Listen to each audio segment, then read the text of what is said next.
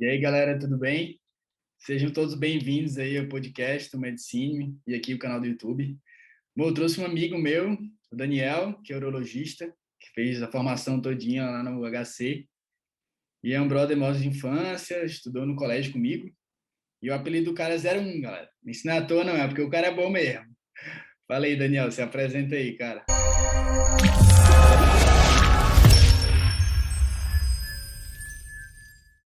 E aí, Ítalo, beleza, cara? Olá a todos, o Ítalo falou, a gente é amigo desde o Colégio Santa Cecília, né? Fiz faculdade na Federal do Ceará e residência de geral, URI e transplante aqui no HC de Pinheiros. Também fiz formação adicional em uropediatria e urologia robótica. Pô, E então estamos. depois da urologia tu fez mais três, digamos, entre aspas, né? Assim, três especializações e residências, assim, né? Exato.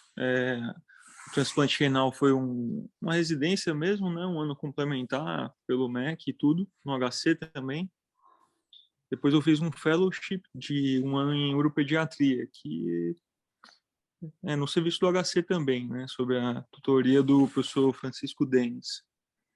E depois fiz também uma pós-graduação em cirurgia robótica. Legal. Boa, Daniel. Currículo muito foda e bom, legal as pessoas saberem.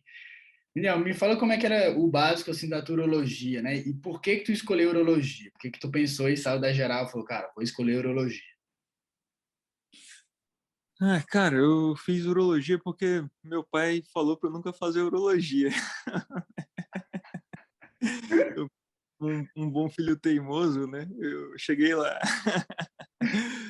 Brincadeiras à parte, eu acho uma especialidade bem completa, assim, né? Você atende, já virou até um pouco de jargão, isso eu acho, entre os urologistas, né? Mas vale a pena para quem está começando a abrir interesse na área, né? Você atende criança, idoso, doença benigna, maligna, tem procedimentos diagnósticos, terapêuticos, várias inovações tecnológicas aí no nosso dia a dia também, ajudando no ato operatório, então é bem fascinante, assim. Entendi. Legal. Cara, e da tua residência em urologia, assim, o que é que tu me diria dois pontos positivos e dois pontos negativos, né? A gente sabe, não é só porque é uma grande residência, sendo a USP lá um dos maiores hospitais, né, e centros da América Latina, mas a gente sabe que não existe uma residência perfeita, assim, né?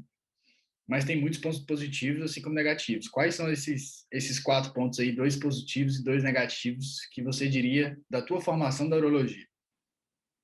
Cara, dois pontos positivos. Primeiro, o alto volume cirúrgico, né? Que eu acho que isso é importante para todos nós, né? Como o ex-professor titular, o professor Miguel Cirúrgico falava, né? Carreira cirúrgica você tem que aprender a operar, operar e operar, né? Então, a parte prática, técnica é algo importante, né? Porque é uma habilidade manual que a gente está aprendendo, né? Mas também a gente não pode, acho que só se concentrar na parte manual e técnica e esquecer que a gente cuida de gente. Eu acho que isso é um outro ponto positivo da residência. A gente era responsável pelo paciente desde a indicação até o pós-operatório, né? Passando, lógico, pela internação, cirurgia e tudo. E, claro, também sempre com a tutoria dos médicos assistentes, né? Então, é, você também pegava noções, né, de indicação, de acompanhamento pós-operatório, enfim, é como se fosse o seu paciente mesmo, né, na sua clínica, só que ao longo da residência. Então, isso era uma característica que eu acho bem legal também, essa longitudinalidade, né, no cuidado. E pontos negativos, cara, acho que a alta carga horária, né, apesar de ser bom, uma hora, assim, pelo aspecto pessoal, cansa, né, mas, enfim, é um período, né, tem data para acabar, então acho que vale a pena, ainda assim. E em relação à carga teórica, né, a gente estudava muito para entrar na prova e durante os grupos, mas não existia uma carga unificada, porque cada residente está passando um serviço diferente, né? Então cada um faz a sua própria grade curricular em termos de parte teórica. Então, assim, dependendo do perfil da pessoa, né, isso pode ser mais ou menos produtivo, né? Acho que é isso. Entendi. Massa. É, como a gente vê, as residências no geral de cirurgia tem uma carga horária muito grande, né? E a gente vê isso que, assim, operar, eu acho que a gente tem que fazer com repetição, mas, assim, fazer aquilo bem feito, né? E, às vezes, não é porque um time está ganhando de uma forma de jogar, mas ele está jogando errado, que a gente vai continuar deixando o time jogando errado. Eu falo que, às vezes, lá na nossa residência, lá eu falava pro Pedro, que a gente falava, pô, velho, estamos fazendo aqui coisas de repetição, mas tem coisa errada. Então, a gente não pode repetir isso aqui que tá errado só porque tá dando certo. Então, eu acho que é fundamental o cara fazer com repetição muito grande, né? E ter um grande volume. Mas, quando você falou, existem outras coisas, aprender a não operar, aprender a cuidar da longitudinalidade, como você falou, e várias outras características. Assim. E, Daniel, cara, como é que tu vê hoje, assim, o futuro da urologia, né? Por exemplo, assim, será que o futuro das especialidades cirúrgicas estão caminhando para cirurgias minimamente invasivas? Algumas coisas com evidências e outras a gente sabe que não tem evidências, que é mais, digamos assim, para um pós-operatório melhor, menos invasivo, e que não, às vezes não tem tanta alteração de desfecho assim, né? Mas você acha que isso vai continuar caminhando, por exemplo, cirurgia robótica, manter a laparoscopia cada vez mais ela abrangendo assim? Como é que você vê o futuro da urologia em relação a isso? Ah, acho que, sem dúvida, cara, isso é uma tendência, né, porque faz parte do interesse do paciente, né, do médico, da indústria, e da própria evolução da, enfim, né, da especialidade como um todo. A urologia tem acompanhado isso aí desde o começo. Acho que é uma especialidade que integra bem isso, né, desde dos lasers, né, as cirurgias endoscópicas, é, as cirurgias laparoscópicas, robô assistida e tudo mais. Isso tem sido sempre integrado pela própria especialidade, né? E eu acho que já passamos desse ponto, vai continuar assim. Eu creio que só com a evolução da genômica, provável que a gente perca aí alguma coisa em termos de especialidades cirúrgicas, acho que não só na urologia, mas em todas as partes, né? Principalmente oncológica também,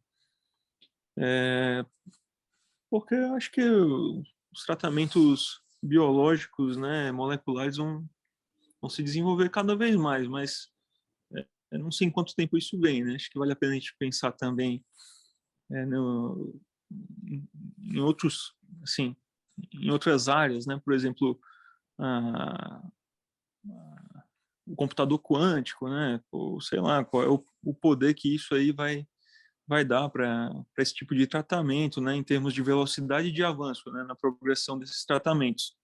Eu acho que vai ser bem mais rápido do que a gente imagina, né? Então, mas assim, né? Sempre vai ter os outros papéis. Ao mesmo tempo, por exemplo, hoje em dia, com essas clonagens, né, de animais com knockout, né, por exemplo, eles têm desenvolvido rins em animais sem antígenos, né, são mais facilmente transplantáveis em uma anatomia muito semelhante e não precisa de nenhum cadáver, não precisa de nenhum doador vivo sacrificar seu próprio rim. Ao mesmo tempo, isso aí que é algo que tira alguma cirurgia oncológica, pode, por exemplo, favorecer a área do transplante renal e tem favorecido. Então, acho que o futuro é incerto e duvidoso, mas vai dar certo. As incertezas da medicina, né? Cara, eu vi uma vez um cara chamado Luiz Corrêa, que o cara é cardiologista, e numa das falas dele, ele falava assim que a medicina é o mundo das incertezas, né? Mas isso é uma coisa antiga da medicina já e tal. Mas ele falava assim que a origem da palavra medicina, né, que é mederi, chama escolher os melhores caminhos. Isso vem do latim. E ele falava que a medicina é todo o tempo isso, né? Às vezes você vai numa incerteza, escolhe um caminho, volta. Vai para o outro lá, escolhe um caminho, às vezes não é o melhor caminho, volta, assim.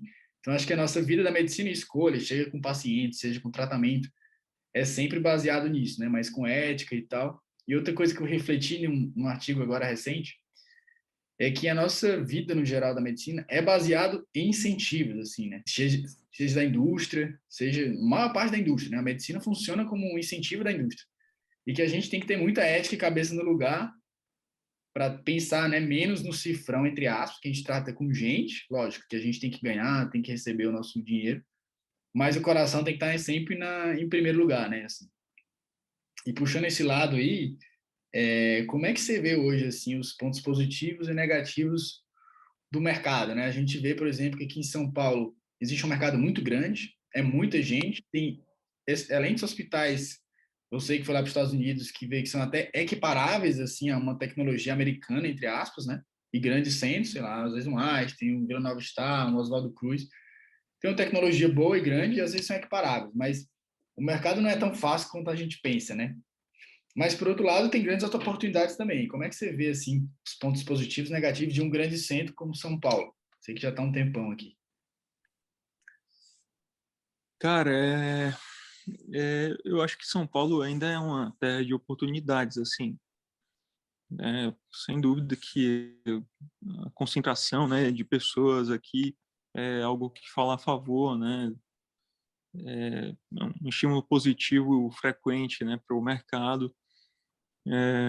Não só a concentração, mas também o poder aquisitivo das pessoas. Tudo isso aí dentro de uma medicina de alto padrão torna essa localidade geográfica, eu acho, mais favorável. Por outro lado, a urologia é uma especialidade de médicos jovens e acho que, acho que não é muito difícil você conseguir fazer uma residência em urologia, assim, instituir essa residência num serviço. Então, a quantidade de urologistas, assim, o crescimento de urologistas tem dobrado.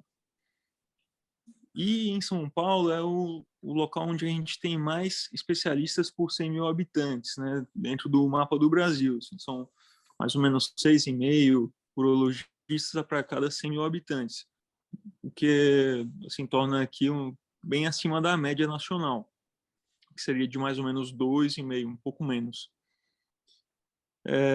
Dentro desse contexto, né, de ser um local onde você tem muitos especialistas, mas também tem um mercado aquecido, vai ser uma questão de realmente de oportunidade, né? Você acabar conseguindo se inserir, né, dentro desse meio aí de mercado, né?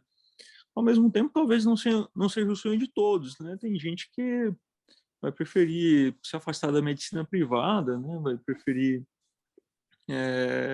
enfim, cada um vai ter sua escolha. Que não é errado, né? Que é a escolha de cada um. Exato. Eu acho que é a gente focar no objetivo e correr atrás, né? Você se especializando, né? Procurando boas instituições, se cercando daquelas pessoas, você vai acabar atingindo aquele seu objetivo, né? É aquela coisa também, não dá para, como é que fala aquela frase, né? Não dá para plantar uva e colher jabuticaba, né? Ou é o contrário, não sei, mas Não dá para fazer uma omelete sem quebrar ovos, né?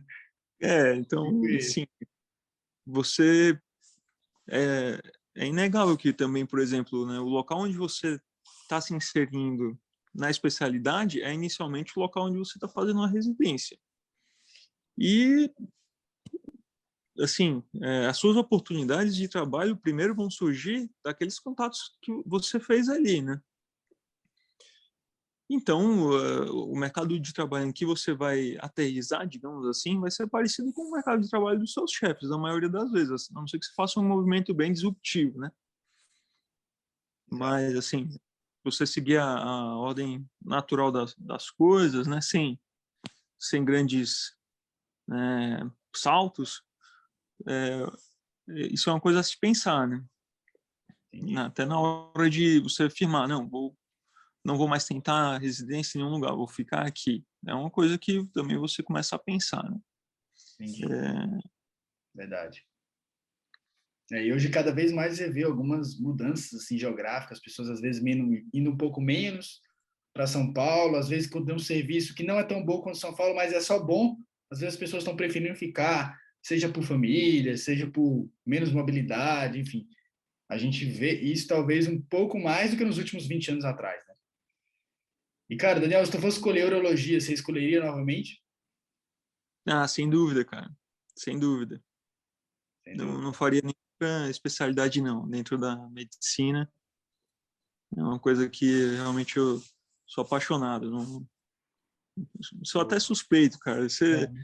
Melhor você levar em consideração minhas críticas à urologia do que meus elogios, porque eles estão totalmente enviesados. É, cara, e a gente fala assim, para você escolher uma especialidade no Brasil, né? Você deve escolher, por exemplo, a gente fala que pelo procedimento, pelo o dia a dia, da forma mais comum, e não pelo procedimento mais nobre, né? E isso eu acho que na urologia, principalmente na especialidade cirúrgica, às vezes nas clínicas também.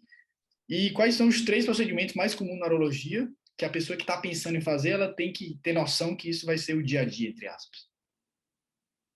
Cara, os procedimentos mais comuns aí, te diria que estão relacionados à doença calculosa, né, urolitíase, né, cálculo renal, cálculo ureteral, são as coisas que mais a gente vê assim em situações de emergência, né, tem uma incidência muito alta na população.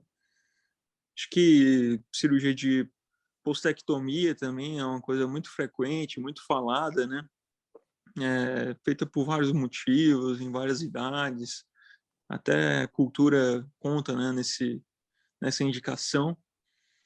E inegável também o câncer de próstata, né, cara? A prostatectomia radical ainda é um carro-chefe na urologia, né? Apesar da mudança aí com a introdução da robótica, né? E que às vezes ainda não está acessível a tanta gente, mas a tendência é surgirem cada vez mais máquinas, né? Cada vez mais pessoas aprenderem isso já na própria residência e acho que o urologista não vai deixar de fazer prostatectomia radical por conta de tecnologia cirúrgica nem tão cedo, né? Eu acho que talvez mais por aquelas outras coisas aí, né? O desenvolvimento da clínica oncológica em si, né? Não, mas não pela...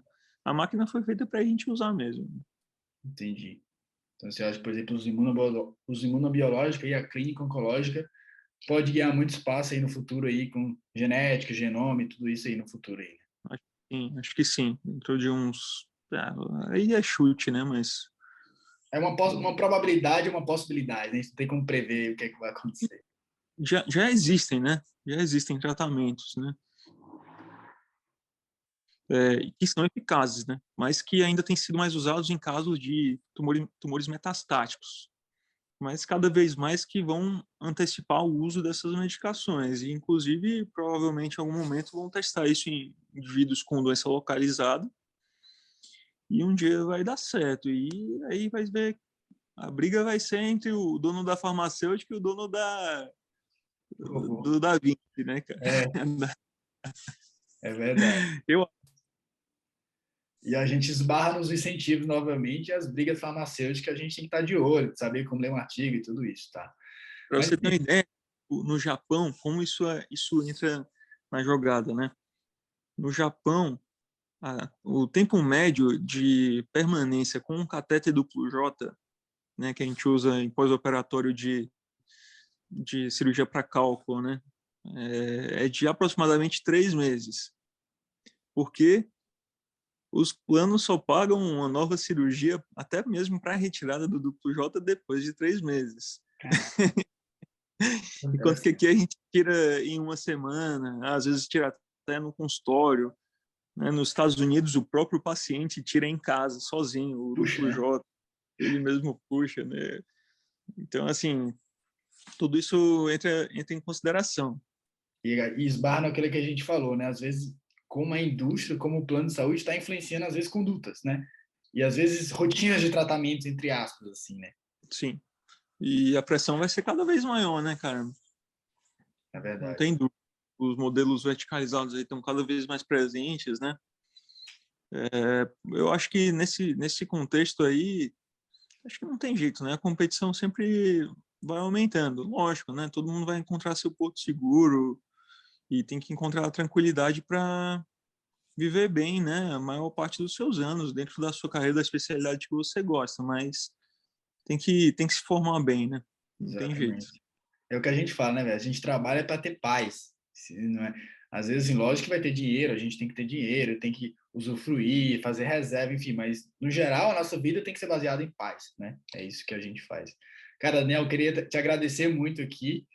Você é um cara que eu admiro pra caralho. Não é à toa que a galera chama esse cara de 01, é que o cara era primeiro Que lugar em tudo. E desde o criativo. colégio, o cara é foda. E, cara, Eu com que agradeço. você, a gente agradece todo mundo aí, que espero que a gente tenha ajudado mais pessoas aí. Obrigadão, meu irmão. Boa noite. Boa semana a todos.